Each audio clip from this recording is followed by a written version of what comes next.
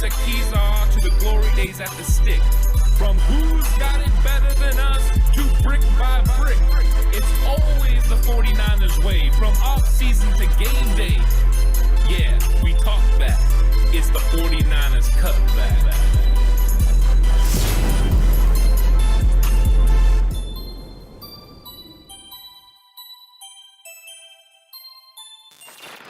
It's 49ers Cutback Podcast time. Welcome to the show. I'm excited about this. And Bomber T, have no fear. Football is here because USFL has their championship game coming up. Championship weekend, because I don't know what day it's on, Ed, but championship weekend. Get excited. Yeah. Football fans around the world. Yeah, that's what I'm here for. USFL football. Hey, I'm not going to say no to it, man, especially if it's on. Yeah, I'm with Bomber T, though. I'm itching for football. I'm itching for, tangible things that can happen, actual practice, and we're getting close. I mean, we're almost into the month of July. True. We know that training camp comes up right after that. The 26th of July, I believe, is the date that the 49ers are going to be reporting. That's going to be a lot of fun. I'm excited about training camp, and I'm looking forward to getting out there and seeing what's going on. That's literally not that far away, and that's in one day, and that will be 25 days away. That's right. That's crazy. Well It's coming quick, TCC. So make sure you like the video right now. Subscribe if you haven't already. Share the video with the rest of the faithful, Ant. And let's get into some things, some topics. Yes, we got lots of Q&A today, chat. So lots of questions, and start populating chat right now with those questions, and we'll get to them here shortly. But let's also talk about some interesting information coming out about the 49ers and ESPN first and foremost. Doesn't always get some things right, but they are coming out here on a limb and saying that Juwan Jennings is going to be the surprise for the 49ers in the 2022 campaign this season. And you know what? There are a lot of signs that point to that potentially being the case. The improved role last season for him, the expansion of that role, and Kyle Shanahan coming out and saying he's creating the most separation of all the wide receivers in camp. Maybe they're onto something here. Yeah, I'll tell you what's interesting is I happened to go back and catch one of our training camp videos from last year, and it was us talking about Juwan Jennings looking so good in practice and creating separation. And us talking about how he's 4'7". How's he creating so much separation? Doesn't make sense. So it's something that he's definitely got in his tool belt that he's able to do at a high level. And I'm glad ESPN is taking notice. I hope that Juwan Jennings gets all the recognition he deserves because he's out there grinding and playing at a high level. I've been really impressed with his work ethic, the way he's approached the NFL, the way he's been, a very good blocker. The receiving things came along with it. At the end of the year, he really came into his own. He got a nice, fresh role with what Kyle Shanahan wanted him to do on offense. And I expect him to take even a further jump this year because he's just more comfortable, more confident. Kyle Shanahan's more comfortable and confident without to put him in the right situations. So, yeah, I think he's going to have a big year. I would agree with you on that, and it wouldn't shock me or surprise me in the slightest. What's good, faithful? Callie Young, how you doing? Hey, fellas, I know either Verrett or Mosley will play nickel. Can we see Dante Johnson take snaps at nickel? Ronnie, you might be able to see this guy see Dante Johnson taking snaps at the nickel. There's a lot of things Dante Johnson could do with this defense, Ant. There's a lot of things he could do with this team and a lot of roles he can play, including safety. So he has a lot of versatility, a lot of utility, number 27 out there for the San Francisco 49ers. So we'll see what role he ends up actually being in. But the Juwan Jennings situation is very interesting because we thought the Kendrick Bourne role was something that maybe he could fit into and do a very good job of. And so far, that has been the case. He's been more sure-handed than Kendrick Bourne has been. He's been able to create more separation in big-time situations and moments than KB has consistently. That's a positive for San Francisco. And if the route running and the separation is getting even better, matter of fact, so much better that Kyle Shanahan is now commenting on it, then we could be seeing a huge 2022 season for Juwan Jennings. I don't want to get crazy, Ant, but could we see a 500-yard season from Juwan Jennings? I think that's possible, and they've went out and they've added players that are going to make his role even easier. It's true. Adding Danny Gray and Ray McLeod are not just going to help Deebo Samuel and Brandon Ayuk, but it's going to help Juwan Jennings too, because it's going to create more voids over the middle for him to be able to sit down and make the plays that he needs to play. Also, he does run nice out routes. He gets to the sideline very well, and that's something that it fits with what Trey Lance does well. So I think those things are going to help Juwan Jennings, and I think Jennings' role is going to improve. The one thing I'm curious to see if it improves a little bit is the run after the catch. Right now, it's, I think, about 6 yards that he's averaging after the catch, which is low compared to a lot of the other players on the team. He's not exactly a yak bro right now, but I want to see if that develops, if he gets more comfortable in this scheme, comfortable with what Kyle wants him to do, and then that creates more opportunities for him to create after the catch. I think that would be big. We did see it at moments, right, where he would rumble, bumble, and stumble. and get those big yards. But right now, I'm okay with him having that role where he converts third downs and he converts touchdowns. Look, Juwan is the kind of guy that's going to catch the ball near the sticks and then power and shoulder his way through the couple yards he needs to get over the sticks. He's not going to be the guy who is necessarily the yak guy. He's not going to be necessarily a yak bro. And that's okay, because not everyone can be a yak bro. Some people just have to be the guy who gets the couple yards and plays that possession type role. And Juwan does it great, and I'm fine with it. And look, what Callie just said about him as well, he's one of the best blocking wide receivers in football, is another reason why that he could end up having the breakout year, because he's going to have more opportunities to be on the field than any of the other wide receivers in that room, because the Niners are a run-first football team. He's going to be put into situations where they may want to go 3 wide receivers, and he will be the third guy if the ability to run the football is presenting itself and is available for the 49ers. That's not something you can discount.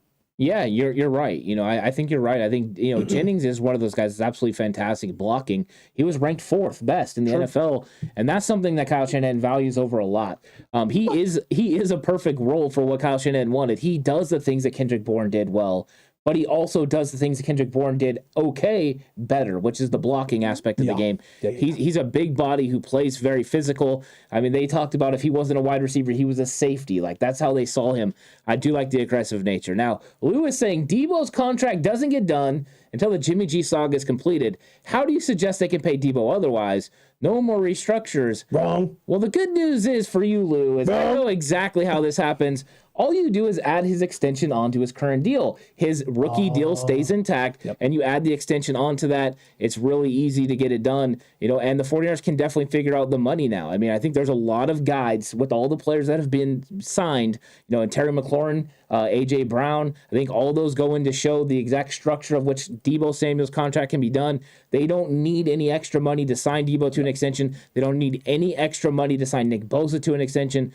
All they need to do is work out the details of what those 4 or 5 years, after his rookie deal would be. So it's more of a tack on. He's still going to get paid $4 million this year. They have over $5 million available. If you convert some of that to signing bonus, they could even be less.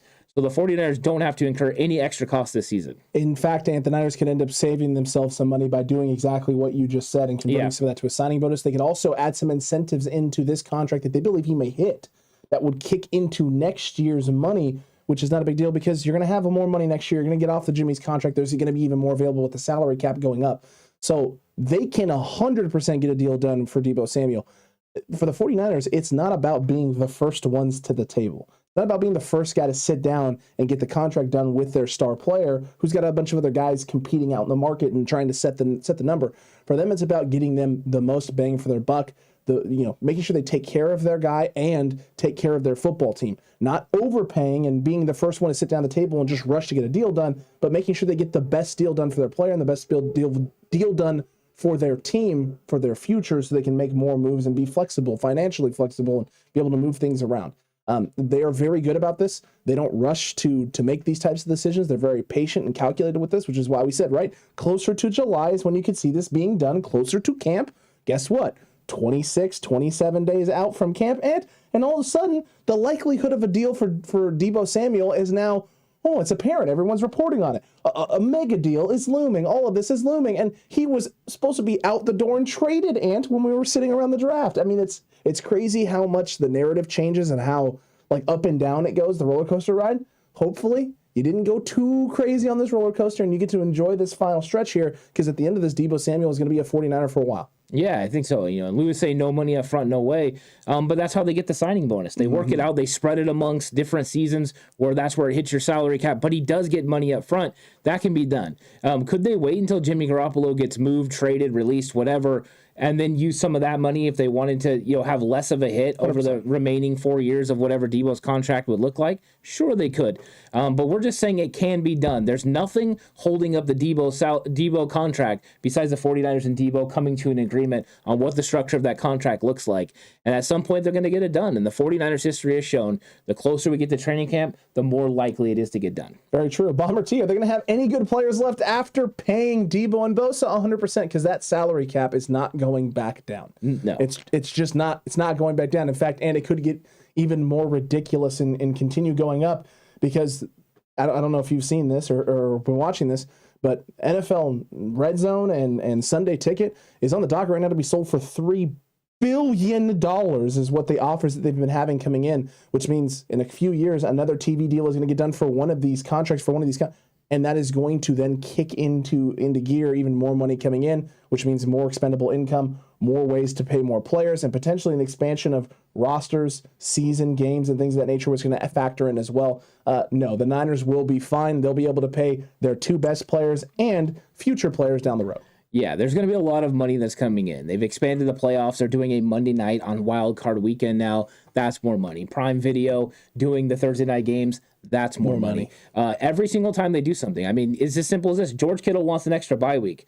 It's not like during that bye week there's going to be no games. It just means one extra week of the football season, which means more money. Everything is about more money for the NFL. They're going to keep finding a way. And as they do, that salary cap is going to balloon. These players are going to make more and more money. And that's why you're seeing receivers' value go up. It started with Christian Kirk, but now it's trending across the entire league because everyone's paying these receivers. And now Deebo Samuel's at a going rate for what those receivers are getting paid around the league.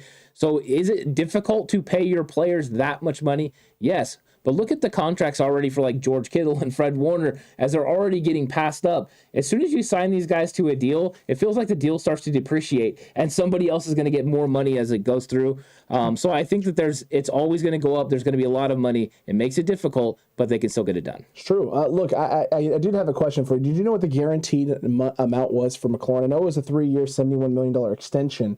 Was it 71 million guaranteed, or was it like 50 million? Yeah, it was in the 50s range. Okay. I don't remember the exact number. I do remember that AJ Brown's, I believe, was like $53 million guaranteed. So a lot of people were thinking that if Deebo's guaranteed money was in the early 60s, that the 49ers would pay him more than AJ. I think AJ Brown's contract is actually the one to look at for Deebo's structure. But you've got the same agent dealing with all of these, right? He's dealing with McLaurin. He's dealing with AJ Brown. He's dealing with DK Metcalf and with Deebo Samuel. True. So all the structures are looking similar, and that's why it seems more imminent that the 49ers get a deal done with Deebo Samuel. Do you think that the deal is going to be a 3-year extension, or you expect longer? Because I would expect a 4 to 5 year extension and around that $20 million per year range. Maybe it's a 5-year deal worth $100 million, but it ends up factoring in with the guarantees that it ends up only being about maybe, it's $20 million over that 5 years. So maybe it's $100 million guaranteed, but like $130 million contract. Yeah, I think so. I think it's going to be a 4-year deal at least. I think they're going to add 4 years onto what they have. So it's a 5-year extension,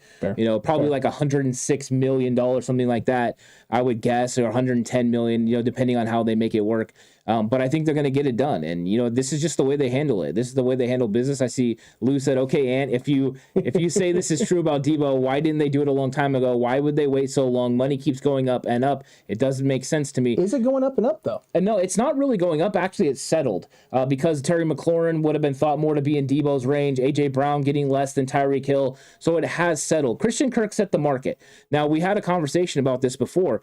If the 49ers would have struck while the iron was hot right after the season and tried to work out a deal with Deebo, the height of his value could have been extreme. It was coming off how good of a wide back he was. It would have been mid-20s, right? Yeah. Probably in that mid-20s range. Then the Christian Kirk situation happened, and it goes from mid-20s to 30s. You're going to need to pay me $30 million because that's what it... So if you strike while the iron's harder, you do this earlier, you may end up paying $5-6 million more per year than what you're actually going to end up paying him now, which is going to probably end up being the low 20s. And I think the way the 49ers work out their structure on these extensions, they like to get through free agency. They like to get through their draft picks to know what kind of money it's going to look like. Because they don't know what they're going to do in those situations. You don't know what free agents you're going to be able to be tasked with. You also don't know if you're going to be able to, go ahead and pick up a player. So I think that they always save money for that. So I'm not sure exactly how it all works out. But, this is why I think they wait. They wait till everything's settled. They know what the money looks like, and then they go ahead and strike on a contract. Very, very true there. I don't think we're having any issues here on our end with video. So if that's something on you, just try and reload the page. I'm not sure. But, yeah, let us know. Let us know if it's acting up for you consistently, if it's acting up for a few of you. Callie here says, and Alex, do we keep 5 or 6 wide receivers?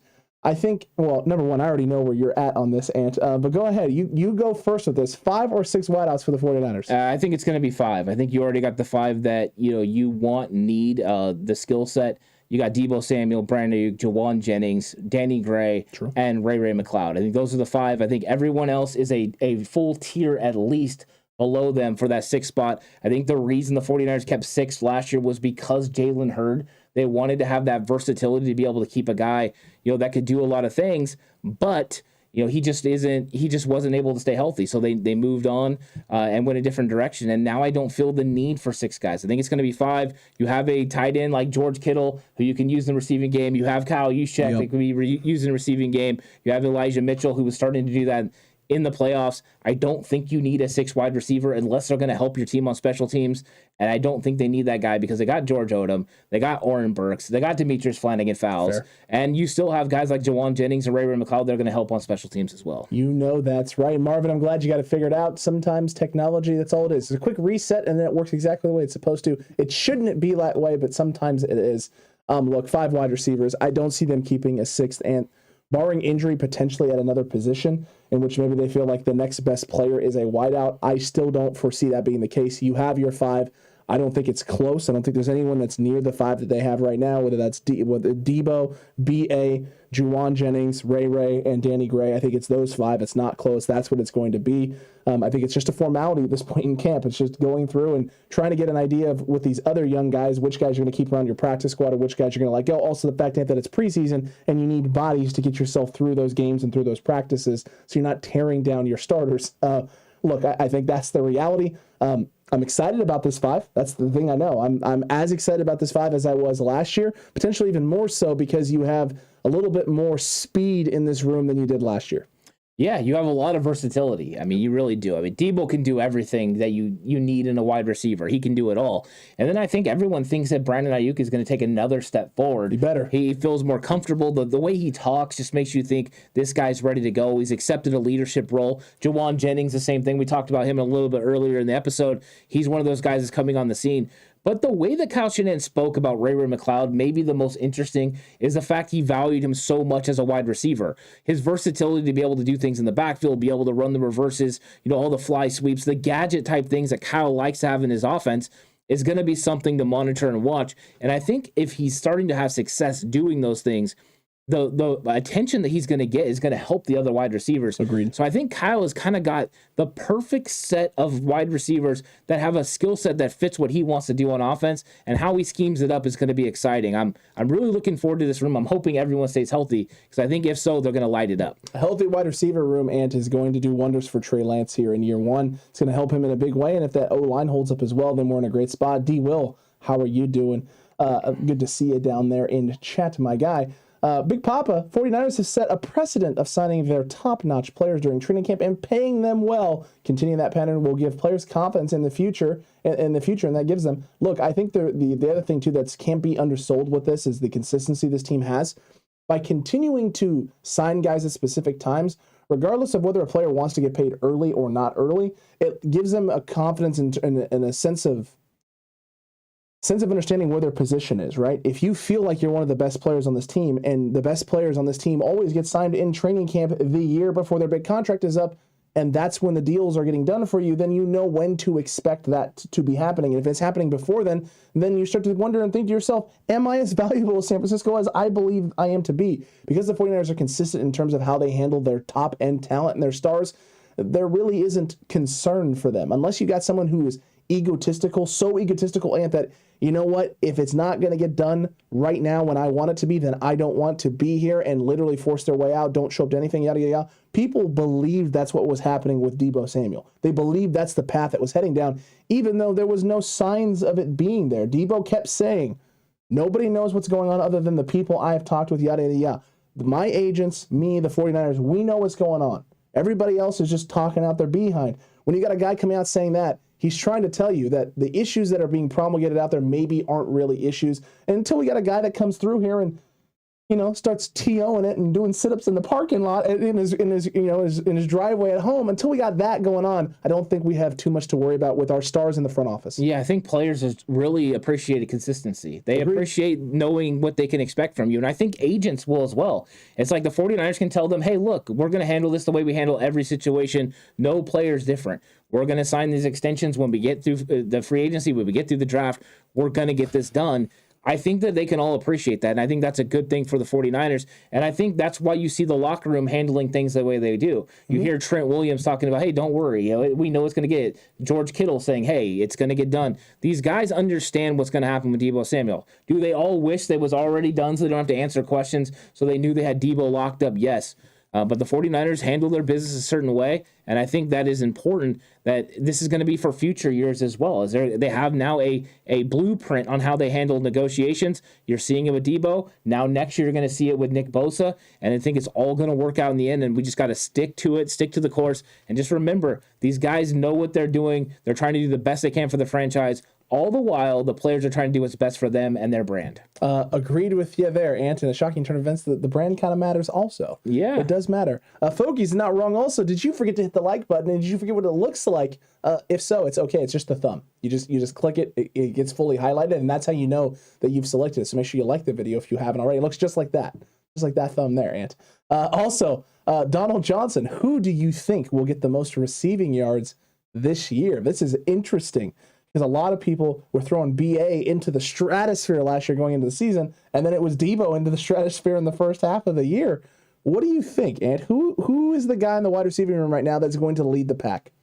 In the wide receiver room or on the team? Let's just say team. I'm going to go with George Kittle. Okay, fair. I think George Kittle, there's going to be so much attention paid to Deebo Samuel, and I think early on that's going to pay dividends for what Brandon Ayuk does. But I think at some point they decide we need to take away Deebo, we need to take away Ayuk, and that's when George Kittle gets the matchups that the 49ers like. And I think he's going to really have some opportunities to get down the field. We've seen him get open down the field when Jimmy Garoppolo was the quarterback. Now he's got a quarterback in Trey Lance that has the cannon to get him the football. True. I think there will be some big plays for George Kittle. So I look for all those guys to have pretty good numbers, maybe even really close to each other, with Kittle just edging them and having another all-pro year. Look, I would agree with you. I think George Kittle is the prime candidate to lead the pack this year just because of how much attention Deebo is going to get. I think you're going to see an elevation of BA as well. So I think what you may end up seeing is a Deebo Samuel is the low man on the totem pole this year in terms of yardage, actual physical yardage. You could end up seeing that this year, because I do think BA will take an uptick in terms of yards and his production for this football team, which would be great for the 49ers. It'd be great to have three wide receivers three guys in your wide receiver room and tight end room. You got to include George Kittle there, obviously, that can all put up 1,000 yards, because it makes you so dynamic and it makes you so tough to defend against. I think that's the reality, and I would agree with you. I do believe that is the case. I think George Kittle is primed to have himself a breakout year, and specifically, Ant, because of the dominance of the run game and the addition of Trey Lance being able to stretch the field vertically, I think it's just going to open up so many different avenues for Kittle to beat teams, whether that's corner routes on the sideline, seam routes, underneath stuff. I think it's just going to open the door to a lot of stuff. Mr. Corey, you're also not wrong as long as the 49ers don't sign Miles Bridges. Two reasons there, obviously. The first of which, Ant, is the off-the-court issues. And the second of the things being the fact that they're off-the-court issues and not off-the-field issues, because he doesn't even play football. So, yeah. I'm very happy that you brought that up, because I did not have any idea who Miles Bridges was. The only Bridges I know is Nash Bridges, and I don't think Don Johnson was going to be playing for the 49ers. No, he's in our chat. You're right. You're very right, and I do think that stems from David Campbell saying or trade for Kevin Durant, big time red zone threat. Makes sense. Yeah. I see what you guys are doing there. You're going with players that aren't traditionally football players. There's a trend of that right now. Anthony Edwards is out on Twitter slinging footballs like 60 yards. Yeah, and then you got Gary Payton Jr. saying to the 49ers to give him a phone call about playing corner.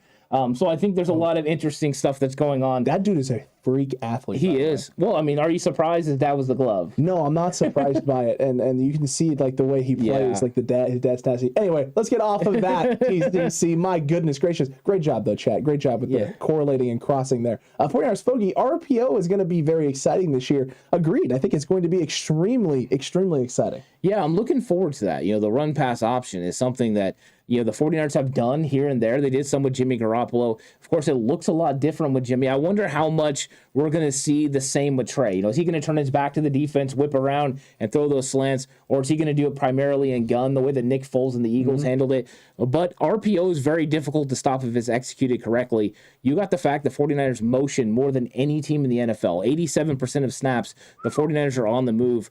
I think that makes it even more difficult, because with the RPO, you're making it look like a run. It's a run-pass option. It is a run play. Unless the defense plays it a certain way, then it becomes a pass. So I think in those situations, you see a linebacker move, boom, hit the void in the defense. It's a big play. but it could be huge. And if Trey Lance is ready for that in this offense, which he definitely could be, this 49ers pass game could get real exciting real quick. That's the nice thing about having a quarterback and who's got the intelligence and the IQ that Trey Lance has, is that as soon as he gets comfortable and settles into what he's seeing, he's going to be able to take the IQ, what he's seeing, and be able to diagnose quickly and then get the ball out where he needs to get it out. And he's got a cannon. So even if he's a little bit late and he sees what he's supposed to see, he'll still be able to get it there in certain times, in certain situations. So I am excited about that in a big way, and we'll see what it translates into and what that RPO ends up looking like, Ant, and how often they go to use it.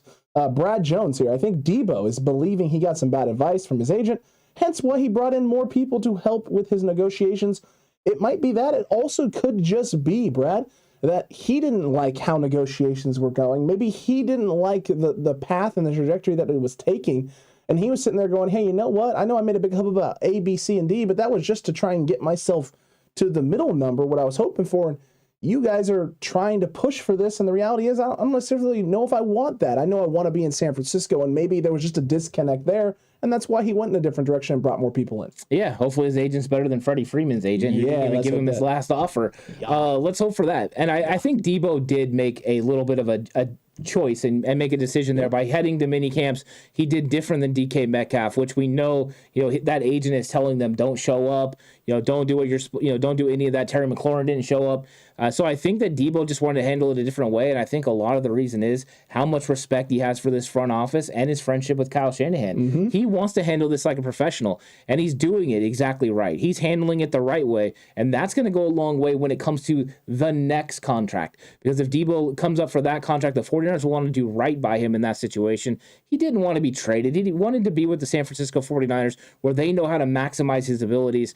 And I think that that's something he's looking to keep in order. So he had to make some moves, and I think he is more enthralled and into what he's doing as far as getting this contract done. Agreed with you. In a shocking turn of events, and the wide back Deebo Samuel doesn't actually hate being a wide back. I'm stunned by this. He just hates probably the load in terms of running the ball on the back. Yeah. And I don't blame him for that at all. Mr. Corey, USC and UCLA going to the Big Ten with a big barf sign, Ant. That's interesting. Money, money, money, money, money. Everyone's got a price. I mean, that's what's happening right now. And from everything I've heard, all eyes are on other teams as well, including Oregon, who could potentially be jumping to the Big Ten as well. There are rumors that there's going to be 2 mega conferences, the Big Ten with 20 teams, the SEC with 20 teams, and then the Big 12 is about to have the Arizona schools and BYU jump over as well. So the Big 12, the Big 10, and the SEC are about to dominate. Pac-12 could be gone. What's funny is it was just, 4 or 5 years ago, Oklahoma and Texas almost went to the Pac-12 and made the Pac-16. Things happen real quick. It's all about that money right now. Very, very true, Ant. Very, very true. Shocker, PFF underrates our roster again, ranking the Dolphins above us. Drop a link to that, Brad. I'd like to be able to take a look at where they ranked that Dolphins roster. I'm not surprised that they did that because they did load up on a plethora of talent in both free agency, the draft, and trades after said draft. I'm not surprised by that. But again, rosters and names on paper is all great and good. It matters how it meshes. Now, the good news for the Dolphins is that they do have themselves one hell of a coach in Mr. Mike McDaniels. Yeah, it always happens because it's sexy names, right? You whichever team has the most sexy names are going to be the teams that are the ones that are valued the most. And the 49ers don't have a lot of what you would deem sexy names. And so they don't value the players the way that we do. So we see it from a different lens. I appreciate what Mike McDaniel and them are building in Miami. I think they've done a good job. And I think that actually started with Flores. They build a really good defense and they have a good team. But when it comes down to it, I'll take Trey Lance every single day, twice on Sunday over Tua Tagovailoa. So I'm feeling pretty comfortable with the 49ers roster the way it is. In fact, I think 49ers roster is one of the top 3 in the league. And anyone that says anything else, I want to question them big time. Sure. From Australia here, so not sure how it can be the Big Ten if they have 12 to 20 teams in it. Brad, agreed. They'll figure that out when the time comes. They will. Big Papa, please underestimate us. Hey, I love it when the Niners are underdogs, and it always makes it a lot of fun in that category. And David Campbell with the $9.99 super chat. Appreciate all you guys do. Hit the like button for Gary. You absolutely need to. Resident mod Gary in chat, locking it down, holding it down for us. And show Gary some love and hit that like button. Yeah, thank you so much, David. I mean, David's one of the great ones. He's one of the best that there is in 49er land. So if you don't follow David on socials, you should. He's always got good takes and good things to say, but we really appreciate David around here. So thank you so much, David. Appreciate it, David. Appreciate it big time. Look, I'm excited. I'm excited about what this roster could look like, and I'm excited about all the things happening with the 49ers right now. There's also a lot of talk about Jimmy Garoppolo, Ant, and what's going on with Jimmy and where he could go. Mayoko talking about Cleveland, the trade destination. If you don't trade him, you cut him. It's Seattle or it's Carolina. He feels those are the options for Jimmy Garoppolo. Look, I think it's very interesting that the Jimmy Garoppolo situation has played out the way it has. I have been very happy that it's been mostly quiet on the westward front right now for the 49ers and the media in terms of talking about Jimmy Garoppolo. I saw ESPN last week came out with a thing that said Jimmy Garoppolo is on track and everything is healthy and he's had no setbacks with his surgery. But there hasn't been a lot of speculation since draft time about Jimmy, which I'm fine with. I'm glad people have settled into the idea that Jimmy is here for now. I know people aren't necessarily happy about it, but we're going to wait to see what happens. And once he's healthy, then I imagine the news is going to ramp up to about 10,000, and they're going to rip the knob off this thing, and it's just going to be Jimmy Garoppolo news 24/7. Yeah, because I think we're a week or two from Jimmy Garoppolo being cleared and throwing the football. I think we're getting to that time. Jimmy's about to get cleared, and when it happens, I know his camp says they're looking for a quick resolution.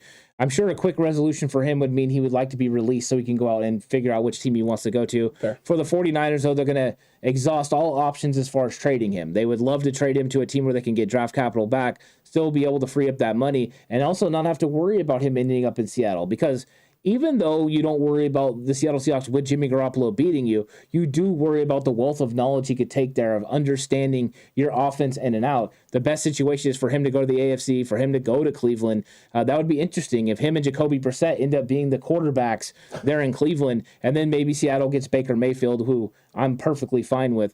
But I think those are things that are going to be decided real quick. So I think we are on Jimmy watch. We were on Jimmy watch right as free agency was about to start. Was he going to get traded? Was he going to get cut? He ended up having surgery. Let's hope this time he gets cleared so we can get resolution to this before we get into the training camp. Yeah, it's going to be interesting. I know SI had put out an article. I don't know if it was the Cone Man or not, but I know someone from SI put out an article that said the only way he gets dealt to Cleveland is if you get Baker in a return. I don't necessarily know if that's the case. I think there is a 3-team trade scenario that you could work out that sends Baker somewhere else, sends Jimmy to Cleveland, and you get something in return and get some compensation. Yeah, I don't think it has to. I think they could have a trade before that with Seattle for Baker Mayfield. Mayfield's money comes off the deal, and then you restructure a contract with Jimmy Garoppolo to make him tradable. I think you could work it out. There's always a way to make it happen. You just have to be willing to go through the work. And I think that they would be motivated there in Cleveland to bring in a Jimmy Garoppolo. I don't think you want to go in with just Jacoby Brissett being your starting quarterback, but having those two guys be there. Brissett would be a solid backup for Jimmy Garoppolo. They do the same sort of things, and Jimmy Garoppolo would have a really good understanding of what they do on offense in Cleveland. Very, very true, Ant. Look, Stefanski there did a lot of things with Kirk Cousins, and people throw that comparison on all the time. The Jimmy Garoppolo, Kirk Cousins comparison and them being put in the same category together happens quite a bit. It happens a lot. So I think he would be able to have a lot of success there, especially if everything plays out the way it's looking like it's going to play out right now. Cleveland is going to need to address that quarterback situation. They're going to need to do something because they still have some talent there. So we'll see. We'll see what happens and what direction they decide to go. Marvin's here. If they trade him to Carolina, they could end up with Sam Darnold in return. No. Yeah, that's the thing, right? The 49ers are trying to maximize the money. So I think if they had to get a Baker Mayfield or a Sam Darnold in return, they would deem that worth, as far as draft picks wasn't enough. And they would just go ahead and release Jimmy Garoppolo. Mm-hmm. It's more important for them to free up the $25 million than it is for them to get some draft capital back. I think they're just hoping they can get a situation where not only do they unload the contract, but they do get some capital back. But in the end, you're not taking on a Darnold and his $18 million or a Baker Mayfield and his $18 million because those contracts are absolute albatrosses because they're guaranteed money. You don't want guaranteed money. Right now, Jimmy Garoppolo only has guaranteed money. To me, Jimmy Garoppolo's contract is a lot better deal to work with than the current contracts that both of those players have. Very true. And Lou just said it. Why would they cut him until the last minute if we can't trade him? Look, I think the reality is that if you can't deal Jimmy, then you're going to let him play through camp. You're going to let him compete, for that starting job, and then you're going to move off of him once it's been determined that Trey Lance is going to be your starting quarterback, because not only do all signs point to it, at this point in time, based on how everything is shaken out, it just seems like this is the time to make that move. what is interesting about that is it's going to make for some very interesting practice at training camp and media sessions because people are going to want to talk to Jimmy Garoppolo. They're going to want to evaluate his play because if he's the backup quarterback in San Francisco, minus the 49ers telling him, no, just don't show up or just come here and watch, he's going to be playing in games. And I think it's one of those things where you don't want him to get hurt, but you also want people to see what they're getting in Jimmy Garoppolo. So you want to kind of flaunt him out there. To me, it's a tough situation for the 49ers and a tough situation for Trey Lance. From a football standpoint, it makes the most sense in the world to have Jimmy Garoppolo. From a non-football and a mental standpoint, it makes no sense to have Jimmy Garoppolo because that's going to be a real distraction for Trey Lance. 100%. And so, Lou, to your point, why would they cut him at the last minute if they can't trade him? It's specifically because you want to wait until the last minute, give teams an opportunity to see him healthy, see what he can do, and see if someone's willing to give you anything. If someone is, great. If someone's not, then you just pull the trigger and move on. You gave it your best shot. The situation definitely didn't unfold in any fashion that you wanted it to, but you allow Jimmy now to have gone out and demonstrate that he's healthy and let a team take a chance on him. Yeah, I mean, why not, right? And it's not one of those things where we're trying to have it both ways. It's just looking at it. It doesn't make sense for Trey Lance to hold on to him, but it also doesn't make sense from a business standpoint to get rid of him early. Correct. So it's kind of a catch-22. So what the 49ers ultimately decide is going to be interesting, and it could be as simple as, yeah, Jimmy, show up, go through some practice things, but you're not really going through anything, and you're not going to play in the preseason. I think they could do that, but it's just going to be a huge distraction for Trey. Agreed with you. Michael Humphrey here. If everyone is healthy, who wins? Deebo, Ayuk, and Kittle, or Ward, Verrett, and Mosley? You're talking about in one-on-one situations? You mean the group, the wide receiver group versus the cornerback group? That's tough. If all guys are healthy,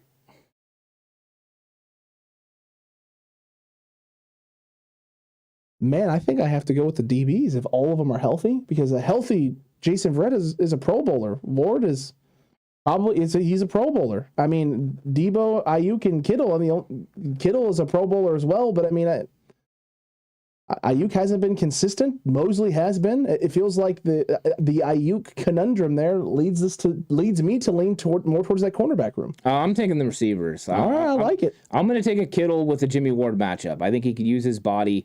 So I think that's the way it is. I think he bodies up Jimmy Ward, but I think it's a good matchup overall. Is it Jimmy Ward or Charvarius Ward? Oh, if it's a Charvarius Ward, then it's a different story. That's what I mean. Because then it would be probably Verrett v. Kittle, right? Yeah, it'd probably be Verrett v. Kittle, which is still a mismatch for Kittle size-wise, but Jason Verrett's one of the better ones. That's an interesting matchup. I mean, I would have to get more into it. And who's scheming plays? You know what I mean? Like, how are we doing this? That's going to be fun. But I do like Kittle's body style, and then Deebo being able to be in motion. It's going to be harder to get a press on him, so he might be difficult to cover. Fair. I agree with you. That is a really solid question there, Michael. Solid question. Yeah. I want to see it, though. I want to see it in training camp, that's for sure. Mr. Corey, it's more important for the fans to have the money freed up. It's more important to management to get draft capital to save face. I actually disagree with that last part there. I don't know if it's more important for management to have draft capital to save face, because at this point, I think they would 100% be willing to just move off of Jimmy to free up the money, because it allows you to do more things now and in the future. I think the reality is right now for the 49ers is you don't move. Number one, Jimmy being on the Garoppolo being on the roster right now does not prevent you from re-signing or extending anyone that you currently have on the roster, working out deals and things of that nature. It doesn't do any of that. So it's not important for them to move off him for that reason. In order to free up money to re-sign people or bring new people in, not important. You can re-sign everyone that you currently have if you need to and extend them, and it has no effect or no impact on the future capital because his money's not on the books next year. Yeah. I think the reality is right now is what you look at with Jimmy Garoppolo is in the terms of what he brings to your locker room, it's a net positive. What it adds for Trey Lance's confidence is kind of a net negative in terms of just that dynamic there of that room and how contentious that relationship would have to be at this point based on everything we thought was going to happen. But then in terms of what you could still get from Jimmy for other teams if they saw him, right? A healthy Jimmy Garoppolo in camp throwing some footballs, doing some things may put some people in situations or teams in situations where they're willing to pull the trigger and give you something for Jimmy rather than nothing. Because at this point, it's a something or nothing sort of game that you're playing. You're either going to get something for Jimmy or you're going to get nothing from Jimmy and just move off of it. And what's up, Nick Ellert, the new subscriber? Let's go. Welcome to the 49ers Cutback crew. Yeah, I think this is one of those things where I believe the 49ers would love to get draft capital back. They want that. They want to be able to trade him, get off the money, get the draft capital back. But is that still a possibility? Because I don't know if they deem it a failure on their part because Jimmy Garoppolo ended up having surgery. Kyle Shanahan said we were nearing a deal. They had something in the works, and then Jimmy Garoppolo elected to have surgery. It probably was the right decision if he wasn't recovered enough at that point. But it did throw things and hamper things. So I think they could kind of chalk it up to circumstance that they didn't get what they wanted. But do I think they're still going to try to do everything they can to get some draft capital back while eliminating that money? Yes. It's just if it comes down to draft capital versus like saving $7 million, because getting one of those other guys back, you're only going to save like $7 million because they're $18 million contracts. Correct. You're going to want to free up more money than that. So then the draft capital doesn't make sense overall. So I think that's when it gets interesting, but I do think they would love to be able to trade him, and maybe they will be able to trade him, free up all that money, and get a little bit of draft capital back, and then they can take the W. Because, look, the reality is, too, is once Jimmy gets to wherever his next landing spot is, he can work out a new deal and lower that cap number and cap hit with a new team. None of that money is guaranteed unless he's on the active roster playing games. Yeah, that's true. Yeah, I think the Jimmy thing hopefully is going to come to resolution in the next couple weeks. I hope it comes to a resolution that works out for everybody. I want it to work out for Jimmy. I don't hate Jimmy Garoppolo. I don't want Jimmy to not have success. I would love him to go find a place, start, and have a long rest of his career. Like I want that for Jimmy Garoppolo. I appreciate everything he's done for San Francisco, but I also want the Niners to get the most bang for their buck in this. Yeah, I agree with you. I want them to be able to get this deal done, but I'm also okay with them just moving on at some point. So we'll see what they ultimately do. They have a plan, and let's see if that plan ends up working out. And look, Lou, I get it. Guys, it's strictly business. I don't see the logic. We're just going to have to agree to disagree for the time being. Time will tell. Lou, you're right on that. Time will 100% tell on the situation. Have the Niners handled this perfectly? Obviously not. But there are also factors outside of said control that play into that and factor into that as well. Brad Jones here. Take out the 49ers glasses. All right, we got to take them off, Ant. All right, 49ers glasses are off. Where do you honestly rank Jimmy Ward as a safety against the rest of the league?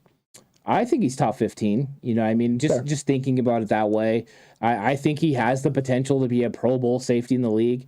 If some things go the right way, I think if he created more turnovers, he could definitely be in the top 10 range.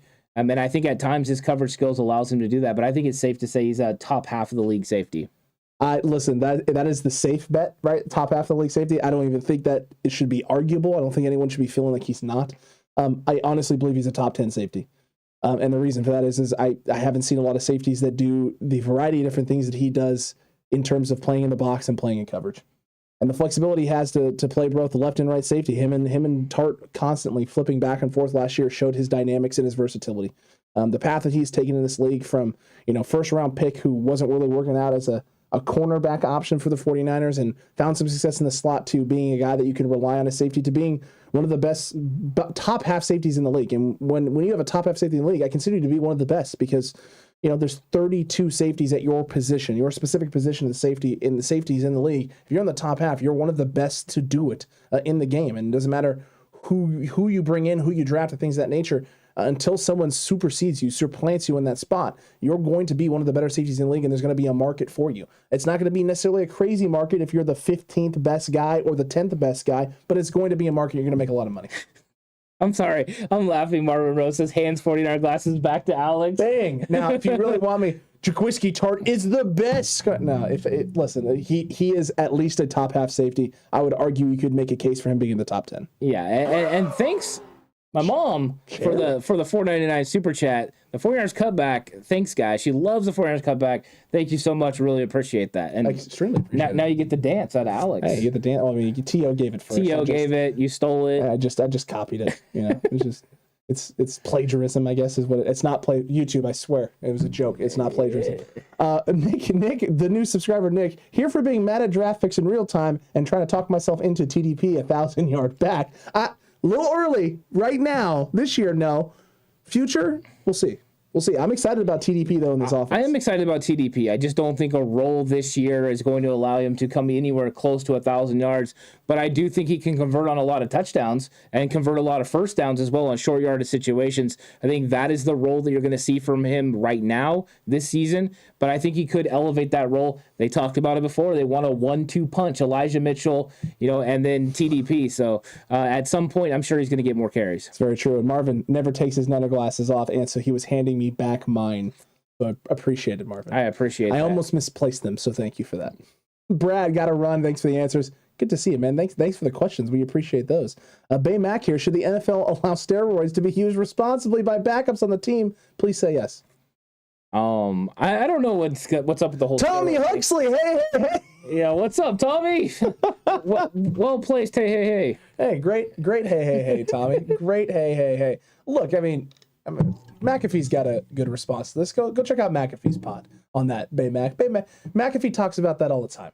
I'm gonna stay away from that. It's a meh subject for me. TDP was a reach, and Sermon doesn't fit the system, unfortunately. So Tommy, regardless of what he's seen from TDP, and whether that be camp, whether it be film of him, not high on him. I don't blame him. We'll see how he feels at the end of the season. I'm hoping that TDP proves you wrong, Tommy. I just don't know if you can call him a reach yet. I mean, on face value, it appears it was, but you don't know yet. Well, Elijah Mitchell, look what he did. If TDP comes out there and plays really well and does take that role that we just talked about and then converts on those short yardage plays the 49ers have struggled with in the past, does convert in the goal line and touchdown situations, then it won't be a reach. And we'll see how he develops. Let's give him a couple years, and if a couple years he doesn't reach the expectations that we have for a third-round running back, then you can call him a reach for sure. I just think it's a little early to go ahead and go out on that limb. But, if you want to, you can do that. That's okay.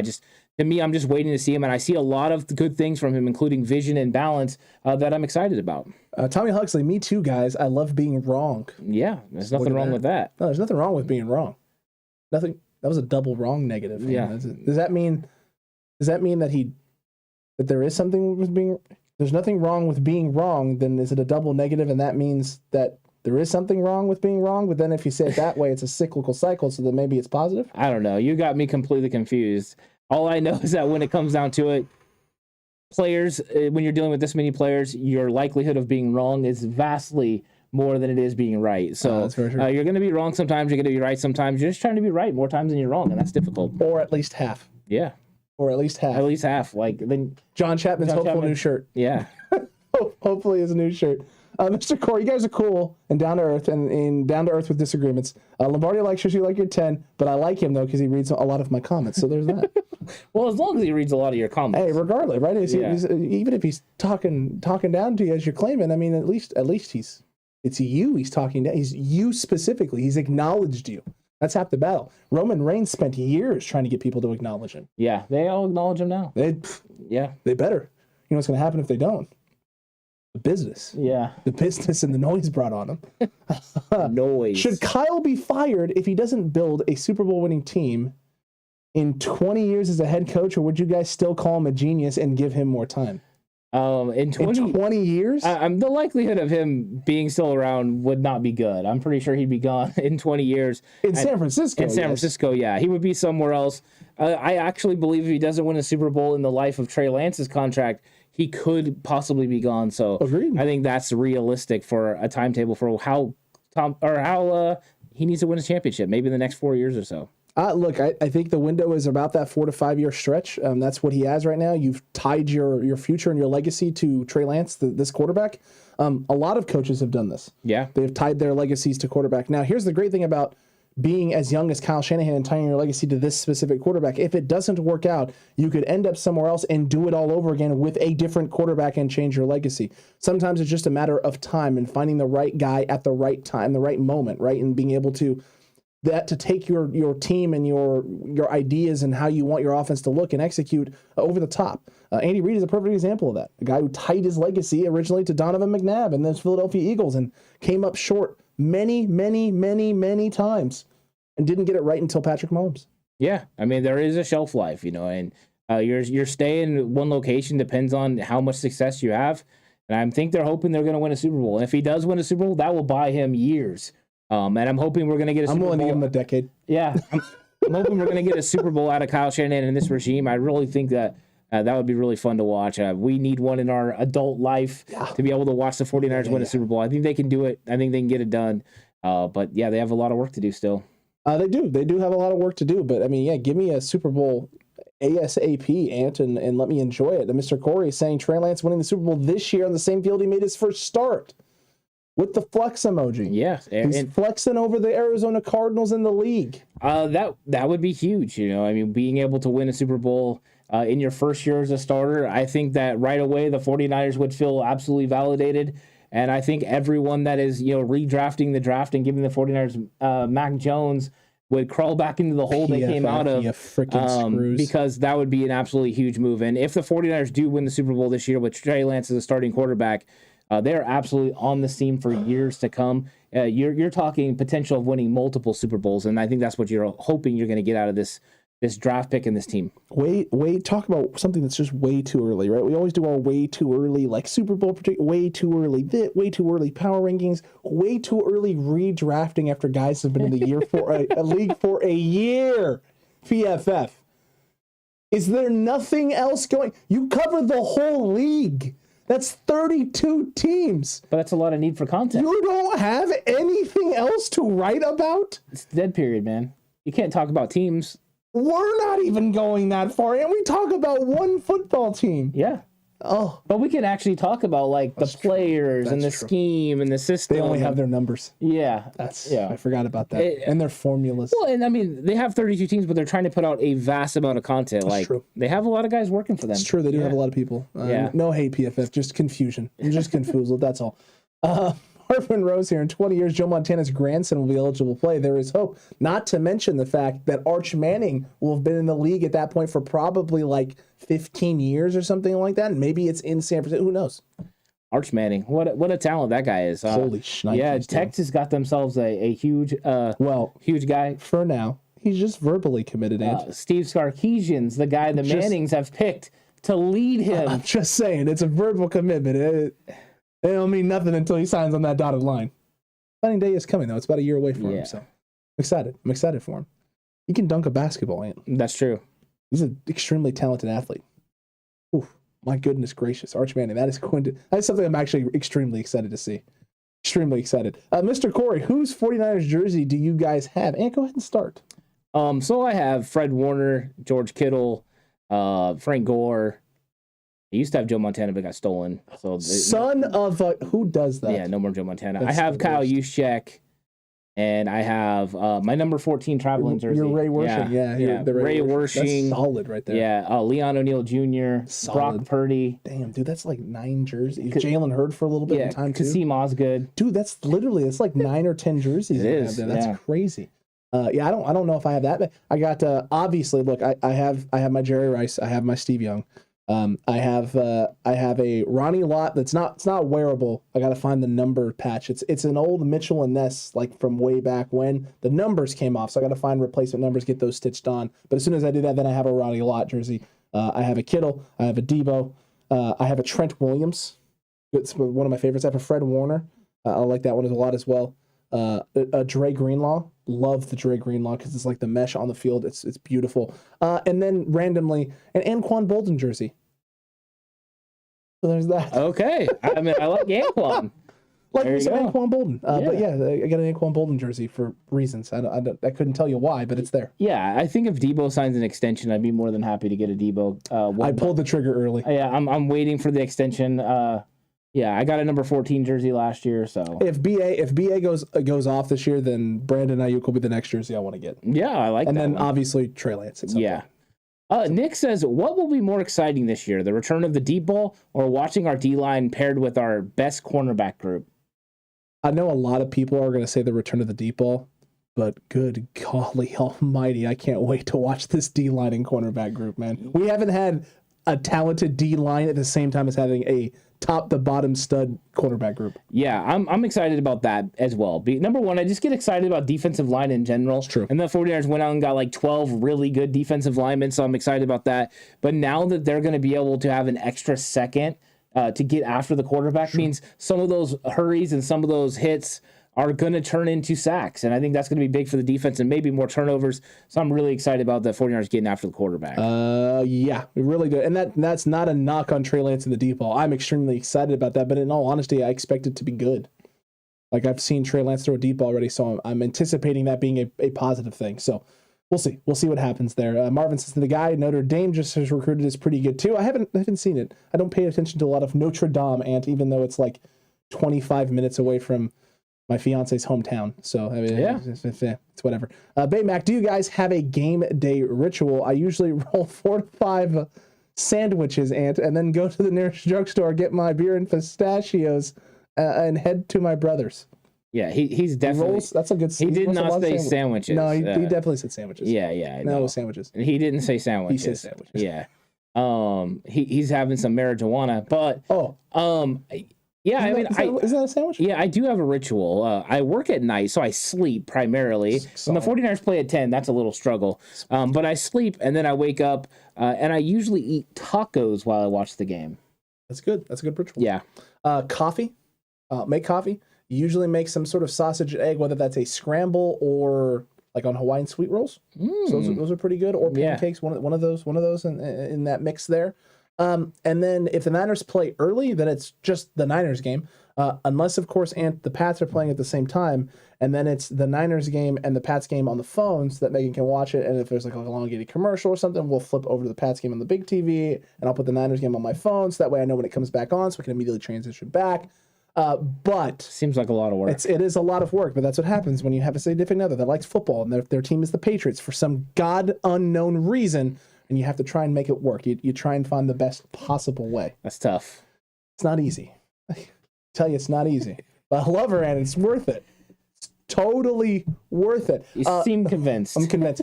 Look, the reality is, though, usually coffee, a nice breakfast, and then if the Niners play early, you sit down and watch the 49ers game. If the Niners don't play early, then it's usually a lot of managing said fantasy football team in the morning, trying to get those things lined up, so I don't have to worry about it in the afternoon. I can just enjoy some 49ers football. Yeah, that's smart. I mean, definitely. I think when the Niners play early, it definitely throws our schedule a little off because we do the reaction show after it and everything like that. So when they play late at the 1 o'clock one, we usually don't miss the afternoon. I mean the early games. We're able to watch those. True. So it's definitely there's rituals, but I wouldn't say there's anything like dead set. It's normally tacos, but if I don't have tacos, it's not like I think they're gonna lose or anything like that. I don't take it that far. I'm not superstitious. No, that would be my brother. My brother's the superstitious one. Is he? He'll wear the same jersey. Oh, okay. And won't wash it. Just won't wash it. I don't like it. He'll wear it, whatever, and then if the Niners like on a win streak, he'll just fold it up. I'm sorry, X. I can't get with that. I can't get with that. He is the superstitious type. There was a time where I was that way, Ant, about specific things, like when I used to play. Yeah. Especially my senior year of basketball, after I had the injury, the ankles, I got into a routine where it felt like if I didn't do it, something was off, and it was usually like how I taped my ankles, what sock I put on first, things like that. Mm-hmm. What shoe gets tied first, sort of things, just because I thought it was keeping the bad juju away from all the injuries I had senior year. But I've never gone that far. The comment of the day so far from Marvin Rose: I hide from my wife until the game starts. Yikes! And now I need more information, Marvin. Why are you hiding? Are there chores to be done? Is there some sort of task she wants completed? Oh, I love it. If she sees you before the game starts, do you have to make the food? I love it. Is it one of those things that once you get into your chair and the game is on, she knows to like this is your time, and so you're just trying to make sure that nothing prevents you from that time starting immediately? Yeah, I'm curious what his response is going to be. Intriguing. And Baymax says, after the 49ers game, do you guys dive into film or wait and catch all the other games in Game Pass until you get your hands on the coach's film? Sometimes I'll go back and watch it again, and just get into a little bit of, what I saw. And then a lot of times we wait until we get into the film as far as the game breakdown. But we have to watch it again to have an understanding of what's going on, because we do so many episodes before the coach's film was even available. And the way that the Game Pass has been working recently, it hasn't been available very early. So it's been more and more difficult to get your hands on it. Way to go, NFL Game Pass. You're really great about it. Marvin said honeydews. You were right, Alex. Yep. You got stuff he's got to do. I agree. Honeydews. Yes. I'm gonna remember this, guys. I'm not married yet, so I don't know this marriage lingo you got going on. But the more you can teach me, the more I will learn. And I will appreciate. Thank you. I say thank you right now. Appreciate it. Honeydews, Ant. Avoiding the honeydews. Nice. Yeah. Nice. Yeah, and Gary watches at the Heathen with 75 or so faithful. Then he goes home and streams it and watches it. Solid. Yeah, that's a good day. That's a great day. Yeah. 75 or so of the faithful. That's awesome. That sounds like a blast. Look at that.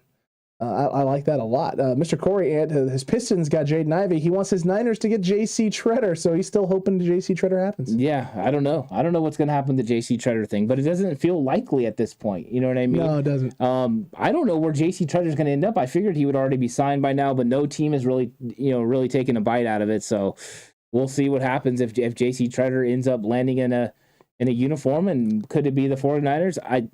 It's a chance. I wouldn't put it 50-50 or anything like that, but it's still a chance. Niners have not taken a bite out of J.C. Treader, just like Marvin Rose doesn't take a bite out of the honeydews on game day. Yeah. He doesn't do it. Yeah, no honeydews from Marvin. No. I love it. I don't necessarily blame him. I get what he's getting at. I get it. Because one honeydew is going to turn into like 15 honeydews. And then before you know it, it's halftime. And you've seen like 2 snaps. Just awful. It's just awful. Treader, you better. That was good. Tommy, that rhyme. That was glorious. Are you having a bachelor party, Alex? Congratulations, though. Yes, we'll be having a little soiree with friends at our place, and nothing too crazy, so guys don't get anything into your heads about crazy stuff happening. No, it'll be a nice, fun, relaxing evening with friends. That'll be it.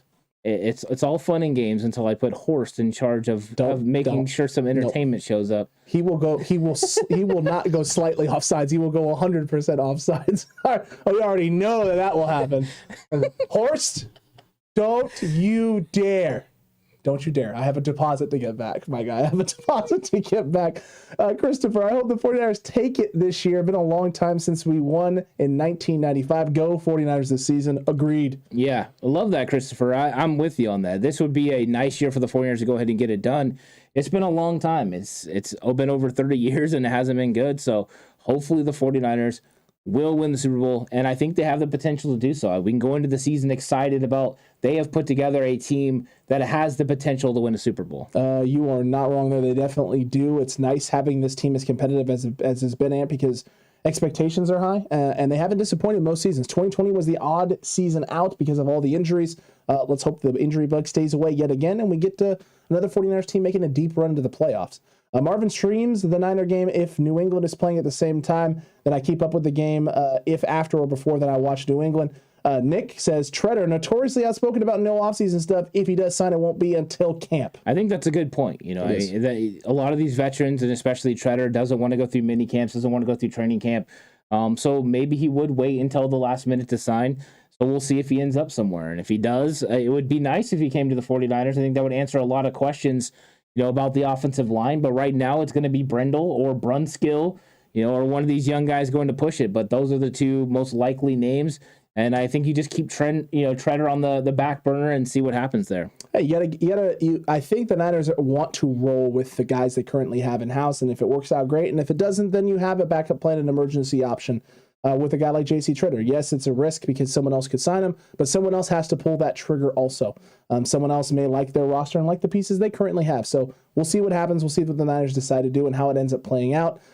Tommy continuing the rhyming with the Juan swoon, but then says the Lambs are taking an L in week 1. Who is with me? I'm good with them taking an L in every single game during the season. 0-17? They're not going 0-17, but I sure as heck would love that. Damn. It would be good. It would be great if that happens, and I would appreciate an 0-17 season for the Rams, from Super Bowl champions to not winning a gosh darn thing this upcoming season. Would be glorious. Suck at Bobby Wagner and Aaron Donald. That's not going to happen though. They are going to. Both of them could single-handedly win them at least one football game. Yeah, I'm with you. I think that they have enough star power to win football games. It's going to be a war of attrition out there. The 49ers are going to have to go out there and compete, and the whole goal is to get into the playoffs. And if you do, you have an opportunity to win. And they've put a roster together that should be able to survive. How deep they are, they should be able to survive a 17-game season. And hopefully they're the healthiest when they get into the playoffs, because I think they really would have a good opportunity to get not only through the playoffs, but get through that big Super Bowl win.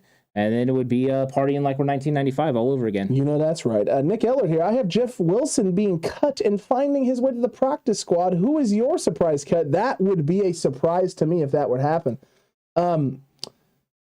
Surprise cut. Surprise cut. You know what? I could see a surprise cut being Diamador Lenore. Yeah, I think one that might surprise some people is Ross Dwelley. I think Ross Dwelley is going to get cut. I don't think he's going to make this roster barring an injury. So if you were high on Ross Dwelley, some people have him as high as the second tight end. To me, that would be for some a surprise cut. Not to me, but to them. True. It's very true. Josh Allen is from my part of the world, the San Joaquin Valley. Yeah, it's true. He is. He's from this area. I forgot about that. That's where we're from too. That is San Joaquin Valley. Accurate. Yeah. Accurate. And Josh Allen, extremely talented guy. And Marvin Rose said Buffalo's a good football team. Tommy Ant with the slander. The Bills are a better team, guys. The Bills are a better team than the Niners. Yeah, but they also got to make it out of the AFC, which is just loaded. Which is absolutely loaded. And the thing literally murder's row. The thing is, right now they haven't proven that they can get to the Super Bowl recently. They haven't proven they can get over the hump. They have a really good football team. They really do.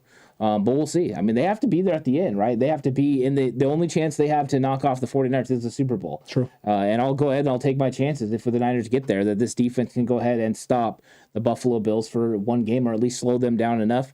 So I think that's going to go. Whoever gets out of the AFC is going to be absolutely battle tested, but they could also be beat up. So it's going to be a fun season for sure. The AFC is going to be good, but the 49ers have an easier trip to get to the Super Bowl. Very true. Gary, his surprise cut Sermon. Oh, yeah. That would be a surprise. That would be a surprise. And Tommy said, I mean, better than the Lambs. Yeah. Right.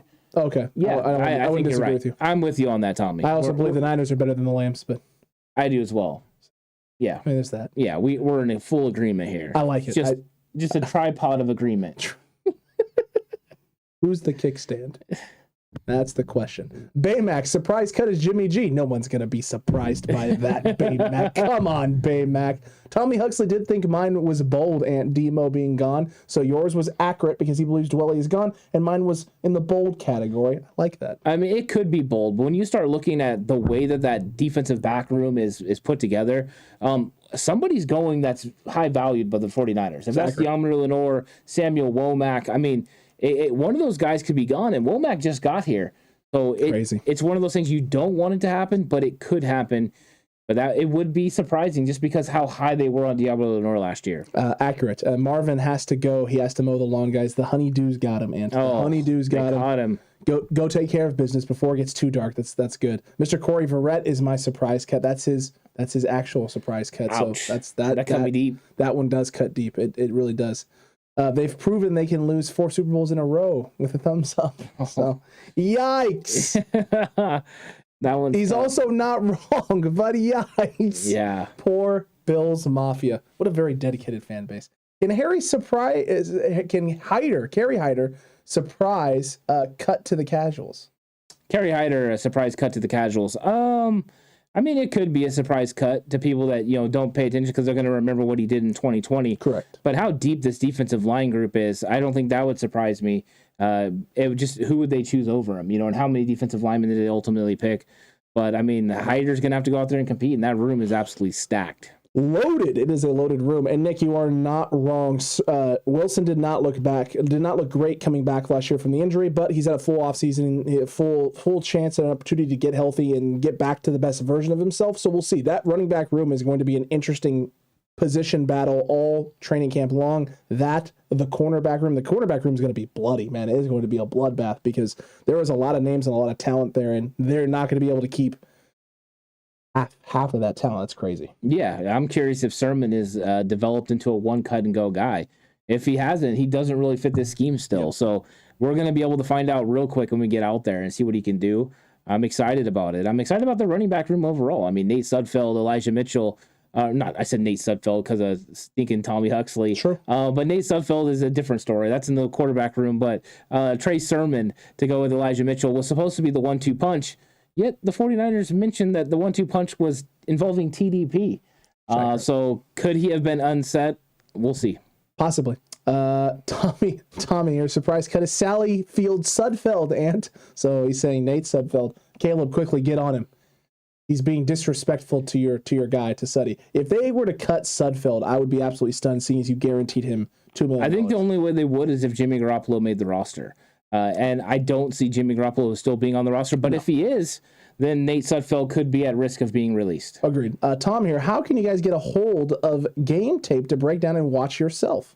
Yeah, so NFL Game Pass is available through the NFL, and you can go ahead and order that, and then they put up the coach's film. It used to be up right away. Usually 24 hours. Yeah, 24 hours, but last year they revamped the system and it took longer, so we had to go other ways to go ahead and get our hands on the game film. Luckily for us, we did find somebody that was willing to share game film, from another country with us, and they would get, because in other places, in other countries, Game Pass is different. They get it earlier for whatever reason, but they hooked us up, and we were able to get some last year. Very true. And Tom, if a VPN were to sponsor us, this would be the perfect time for us to throw in a VPN sponsor right here, where we could break down and tell you how great VPNs are and how you could bypass certain things in order to get that all-22 film access earlier. So VPN companies, we're waiting. Yeah, and Baymax's Game Pass is trash. You need to be hooked up. You need to be hooked up or circumventing firewalls and region blocks, or probably go onto our Patreon. There's also that. Actually, that's probably the easiest way. If you do want to watch any all-22 film from last year, especially that first about 12 weeks of the season where it's really consistent in terms of what they were posting before Game Pass completely fell off and just deteriorated, you can head on over to our Patreon. It's as little as $5 a month, and they can get access to a lot of that content. It's great. And Marketing Pro's here. Oh, he is? Just with a quick reminder, Trey is not ready. Oh, that's cute. I appreciate the public service announcement. Hey, Marketing Pro, I feel like there's a question that you've been dodging every time you come into chat. It's a pretty simple question. It just requires a yes or a no. Are you going to be the Rams correspondent for Quest for the West this season? Yeah, we have a show that comes on the channel called Quest for the West. Is that Marketing Pro? We'd like for you to be the Rams correspondent. There's somebody from the Arizona Cardinals, there's someone from the Seahawks, and there's Alex from the 49ers. I mean, so we're still waiting. We've offered this up numerous times now. What I don't want to have to do is find another Rams fan. I really don't want that, Ant, because whenever you're dealing with Rams fans, especially Rams fans down there at SoFi, they tend to be wearing red for some reason. So what I don't want to do is open this up and then we get a red Rams fan on the show who actually doesn't like the Rams at all and is a 49ers fan. So don't do that to the Rams, to the Ramley. Don't do it to the Ramley, Marketing Pro. Show up. And Gary has a statement. Jordan Mason will make Sermon expendable. Woo! I think a lot of people are jumping on the bandwagon. And then Hugo G with a great question or a great comment. Mitch Wishnowsky would be mine as a special cut, but anyone know if they bring in some competition for punter? San Francisco, my right leg is available. Well, it will swell up like a balloon. The other player that I believe is available now is Bradley Pinion. That's right. Pinion is available. Could the 49ers make a move and go back to one of their own in Bradley Pinion? Could. I didn't hate Bradley Pinion. Though. Yeah, I was just that's just an interesting comment there from Hugo. I like that. That is interesting. We'll see. We'll see what happens. If Mitch Wishnowsky comes out though and starts flipping bombs all over the field at training camp, then his job is safe. If he doesn't, then possibly. And Pinion's got a leg. He does have a cannon. No AFC team is better than the 49ers, I think, says Christopher. I like that. I like Christopher's thinking. True. Mr. Corey, one of the 5 Rams fans showed up in chat. They did. It's Marketing Pro. He is here. Do it, Marketing Pro. Come on, man. Rudy is pretty cool. Another delusional Rams fan, though. Oh. Well, I don't know about delusion. They did just win a Super Bowl. Yeah. They can't be too delusional. Yeah. They're just riding the high.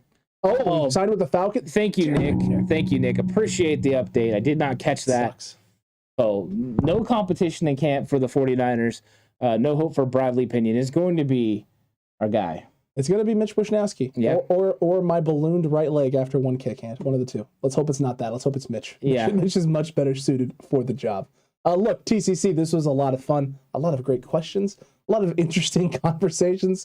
This is going some places that I was a little wary of, but you know what? It all turned out well in the end. We hope that you're extremely excited for all the 49ers news that's coming in because we're just a mere 27 days away from the start of training camp. Yeah, and be on the lookout for all the content that's going to be happening over the weekend. There's going to be stuff coming out.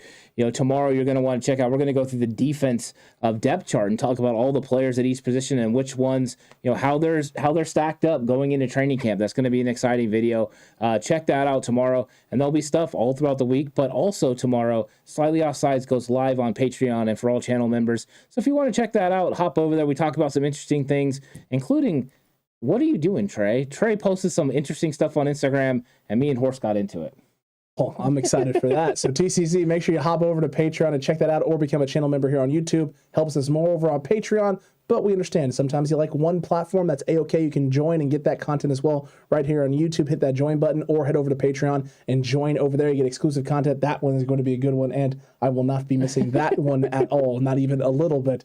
TCC, we had a lot of fun. It's a good conversation. Lots of things still to come. We'll see how training camp plays out. And until the next one, stay safe. Remember, the right way is always the 49ers way.